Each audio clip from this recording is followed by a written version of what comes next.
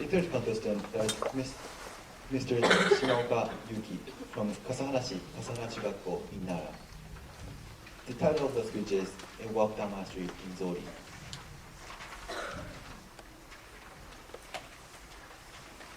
There is an American proverb that says, "You do not know man until you walk a mile in his shoes."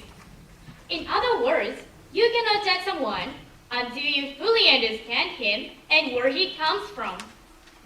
Now, I have my own words of wisdom. I do not know myself until I walk down my street in Zori. Zori are the sandals traditionally worn with kimonos. Have you ever worn a kimono? When I was little, I hated it. It was hard to walk, hard to breathe, and hard to use the bathroom. I thought they were just pretty but uncomfortable robes. When I turned 13 this year, my mother let me choose a kimono to wear. She laid them out with care and, like books, told me their stories. This one was for fall, while another was for spring. There were happy kimonos for celebrations and somber ones for funerals. Even the design on the kimono told a story. Pine trees meant longevity, and plum blossoms new life. As my mother talked, I felt like she was translating a foreign language made of symbols and colors. I was so surprised that I knew nothing about kimonos, even though I had worn one many times before. Strangely, as I looked at these kimonos, I thought of a picture of my junior high school English teacher. In this picture, she's visiting an elementary school in Australia. She wears a kimono and leads a class in a Japanese tea ceremony. It's a small gesture really, basically wearing a different outfit and whisking matcha powder in water. But the Australian students sit wide-eyed and entranced by the small taste of Japanese culture that has entered their classroom.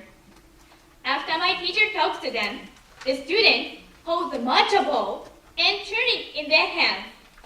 They take sips and make bitter, contorted expressions of surprise on their faces. Then they laugh and want more.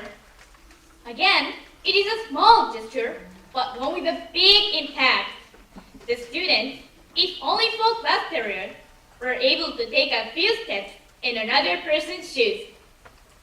I realized that if someone took a photo of me listening to my mother teach me about kimonos, I would have the same wide-eyed and entranced look as the Australian students.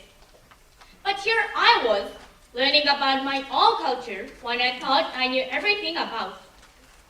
I love English and learning about other cultures, but I have never traveled abroad. But when I do, what could I teach others about Japan? Could I whisk a cup of matcha or wear a kimono I put on myself? And could I do these things with confidence as a representative of my country?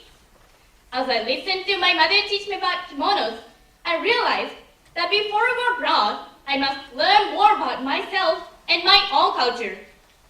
Before I walk a mile in another's shoes, I must walk down my street in Zori.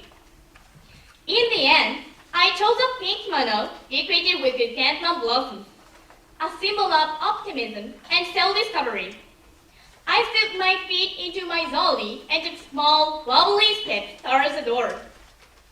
I still have much to learn, but someday I can slip my zoli off, slide them gently onto someone else, and let them walk down the street in my shoes.